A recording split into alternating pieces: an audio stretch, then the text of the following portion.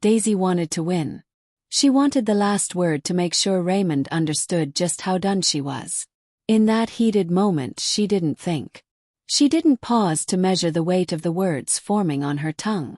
And then, without realizing how deep they would cut, she let them out. "You argue too much for a man. No wonder you're so small down there." The instant those words left her mouth, the air changed. The anger in the room didn't flare, didn't explode into louder shouting. Instead, something worse happened. The silence that followed was crushing. Raymond didn't fire back. He didn't throw out an insult like he usually did. He didn't even look furious. He just froze. His face stiffened. His jaw locked tight. His fists curled slightly at his sides. And in that moment, for the first time in their marriage, Daisy saw something in his eyes that made her chest sink. It wasn't only anger. It was something heavier, something raw, something wounded. Betrayal, humiliation, a kind of quiet heartbreak that told her she had pierced a part of him she was never meant to touch. A place so buried that even she, his wife, had never seen it before.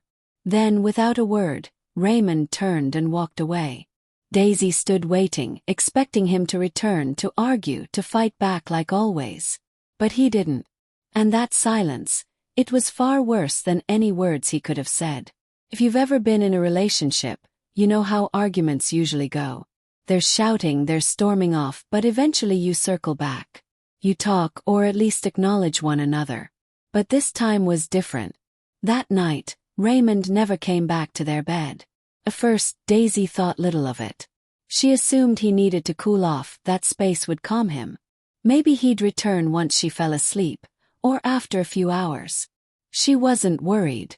But the next morning when she reached for him, the other side of the bed was still empty. An uneasy chill swept over her. Raymond had never done this before. Even after their ugliest fights, he always slept beside her. Maybe with his back turned, maybe with tension heavy between them, but he was there. She got up, searching the house, certain he'd be in the kitchen or lying on the couch. But when she found him in the guest room, sitting on the edge of the bed, something felt wrong. He wasn't packing. He wasn't pacing in anger. He wasn't even upset. He just sat there, still, hollow, like something inside him had shut off. Daisy lingered at the doorway, waiting. He said nothing. "Raymond," she whispered. "Silence. Why are you here?" More silence. She stepped closer, asking if he was still upset, asking if he would come back. Finally he spoke. But it wasn't anger. It wasn't sharp words. It was nothing. A silence so thick it drowned the room. His hurt was louder than anything. Days passed. Nothing changed. At first, Daisy convinced herself it was temporary, that he'd snap out of it. But he didn't. Raymond avoided her constantly. If she entered a room, he left. If she spoke, he gave no reply. If she reached out, he pulled away. It wasn't anger. It was worse. It was as if he had erased her without saying a word. Daisy tried to mend things the only way she knew. She cooked his favorite meals, hoping comfort would soften him. He barely ate. She tried joking, hoping for a smile. He didn't react. She brushed his hand gently in the hallway. He flinched away. Nothing worked. And that's when the truth hit her. For years, she believed fighting meant they still had something worth saving. That anger meant they still cared. But now there was only emptiness. And that silence was far more terrifying than any fight. What Daisy never realized was her words hadn't just hurt him in that moment. They hadn't only embarrassed him or bruised his pride. She had reopened a wound that had existed long before she came into his life, one he had spent years trying to bury.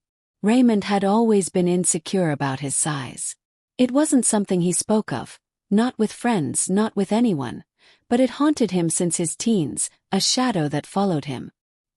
He remembered the jokes, the whispers, the cruel laughter behind his back. He remembered rumors from a locker room conversation that spread like wildfire. They weren't even true, but it didn't matter. The wrong people heard, especially the girl he liked. He could never forget the way she looked at him afterward. Not angry, not even pity, just cold indifference, as if he didn't matter. And now, years later, the woman he loved most had said the same thing. It wasn't just an insult. It was confirmation of every fear he had buried. And some wounds, no matter how much time passes, never really heal. That moment clung to him like a shadow, refusing to fade. Even as he grew older, those insecurities never vanished. They became part of him, stitched into the fabric of his being.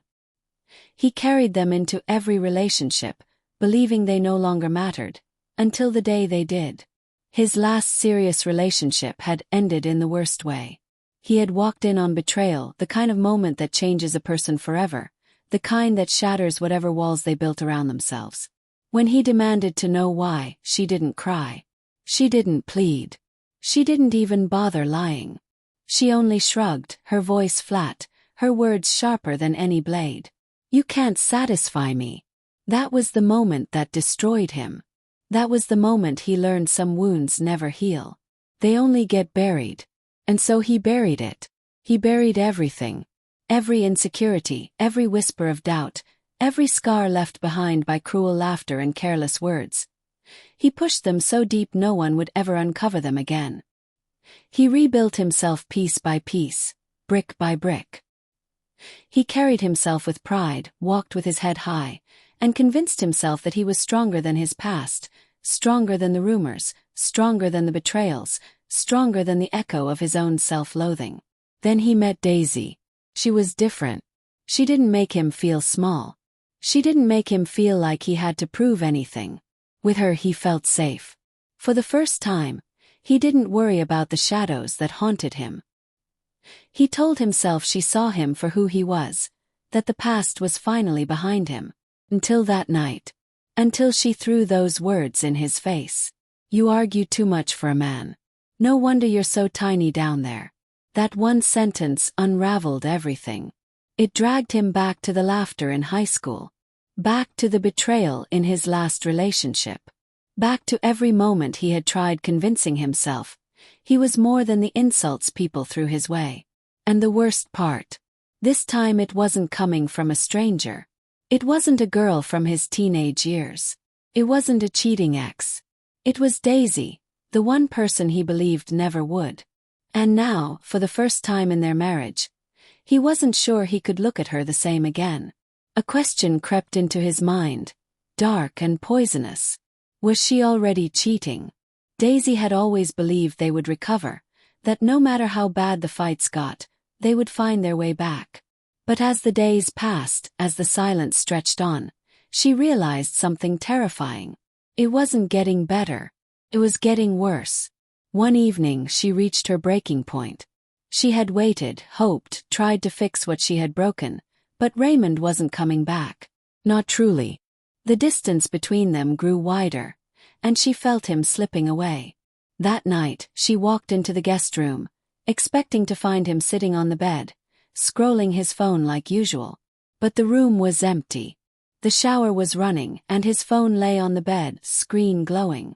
Daisy had never been the type to snoop. Even now, she hesitated. But something in her gut told her to look. Just a quick glance, enough to quiet the fear twisting in her stomach.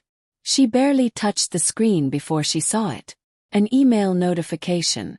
Subject: regarding divorce proceedings. Her heart froze. She stared at the words, breath shallow, mind racing. Divorce. No, this had to be a mistake. She wanted to believe that. She wanted to tell herself she was imagining things. But deep down she knew better. This wasn't just a fight. This wasn't just about the insult. Raymond wasn't simply angry. He wasn't punishing her with silence. He was preparing to leave. A wave of panic hit her, her hands shaking as she set the phone back down. She backed away from the bed, her chest tight. When he stepped out of the bathroom, she was waiting, heart pounding, throat dry. But she forced herself to ask the question she dreaded.